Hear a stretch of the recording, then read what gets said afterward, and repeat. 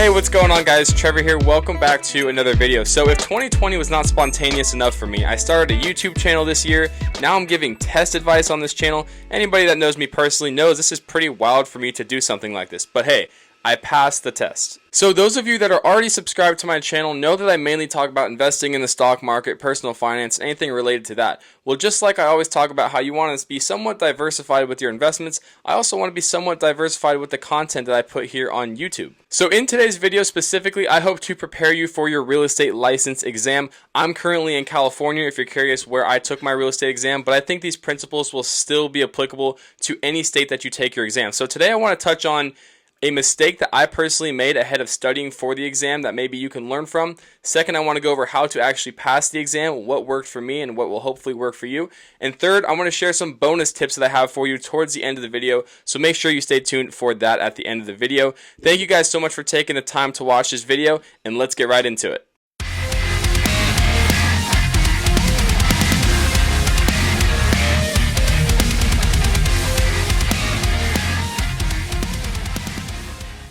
So there's a pretty good chance that you probably don't know me personally, and one thing I do want to bring to your attention is I am not a very good test taker at all. And if you're like me and you're not the best test taker, we have to work extra hard to actually retain information and do well on tests, which is something I never really did in high school or college. So if you relate to that, you're going to have to find a way to study that works for you. My method of studying has always been the flashcard method, just taking a simple index card and writing on the index card the question, the answer on the back, and continually repeating that cycle. That is what's worked really, really well for me as far as studying for this real estate exam. So what exactly do you study? Well, there's a good chance that you already took your core classes and electives. The three classes that I took were real estate principles, real estate law, and real estate practice. So what you see on the exam will stem from some of these lessons in these books. So if I had to go back and retake the exam, I would definitely do things a little bit differently. And the first mistake that I made that I want to address to you guys is I made flashcards for everything. Now, while yes, it's important to make flashcards, it's important to study all the important information,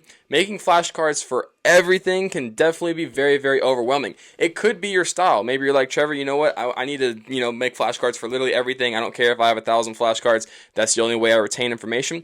I thought I was like that too, but it became so overwhelming to have so many flashcards and so many different things.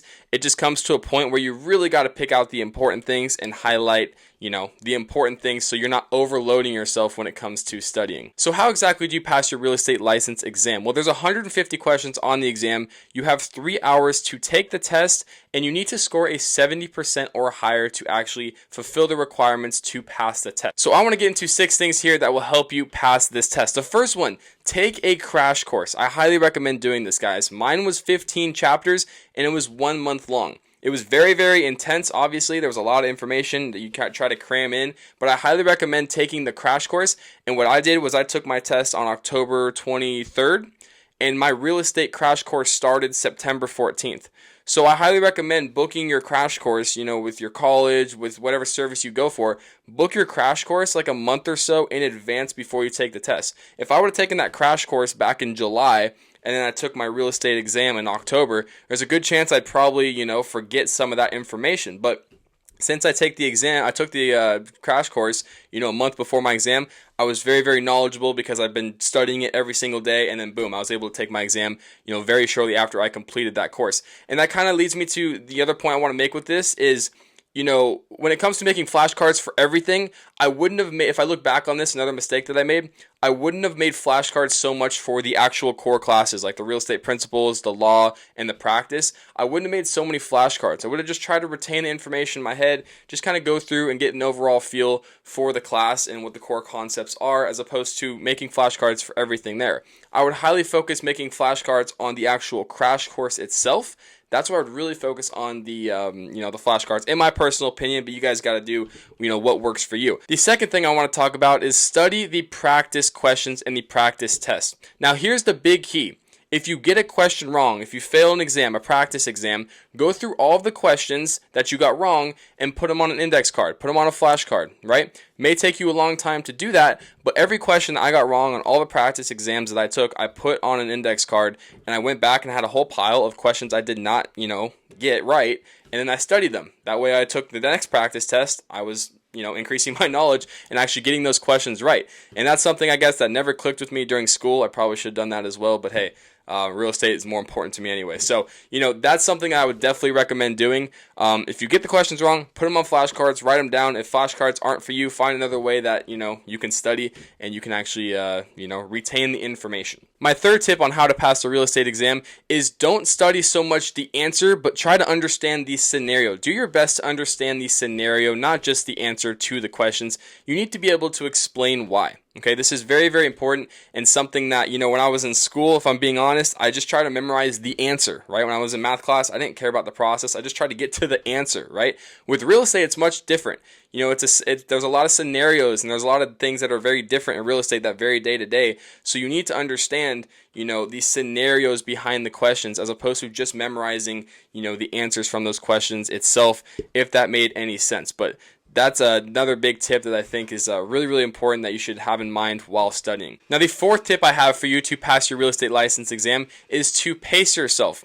This is something that I never did in school and when I'm taking a test, right? When you're taking a question or a test that is around 150 questions, right? That's a pretty long test. So what I personally did was every 25 questions, I took a break. And I didn't really get up. You can probably go up and go to the bathroom and walk around if you need to. But for me, I just sat in my chair and I just kind of took a deep breath, about a minute, and just didn't look at any questions. Just kind of stared down at the computer for a minute and just made sure that I was ready to go to attack the next 25 questions. If you break it up into chunks, it's much more manageable. I use the same mentality that I use when I run marathons. If I'm looking at running a marathon, at 26.2 miles, I'm like, wow, that's a long way to go, right? But I was focused on every 5 miles. Every 5 miles, I get water, I hydrate, I take a little walk, and then I get going and I run for the next 5 miles. That's kind of how I did it with real estate as well. Maybe 25 is too little for you. Maybe you do every 50 questions, but I highly recommend you take a second. If you're like me and you're not the best test taker, you just relax and then you attack the next 25 questions with a calm mindset and you're not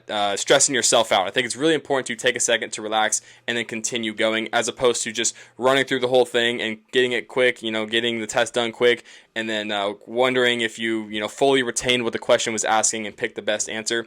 That was one approach that I think is extremely helpful. Now, number 5 is to continue utilizing YouTube. There is so much information on YouTube nowadays, guys. It is absolutely insane. So you did a good job. You found my channel. You found this video to help you prepare. There's also a ton of other people that you can watch too. You don't just have to watch my channel. There's a ton of other channels that are out there on YouTube talking about real estate, talking about investing, talking about anything that you need to prepare for. Like literally any test that I'm prepared for, I learned so much on YouTube to get ready for, and there's just so much information. You can get so many different perspectives on, questions and scenarios and whatnot. I think it's very, very, crucial. So an example of utilizing YouTube, you clicked on this video to kind of how to prepare for the exam, right? If you're interested in taking it or you're planning on taking it.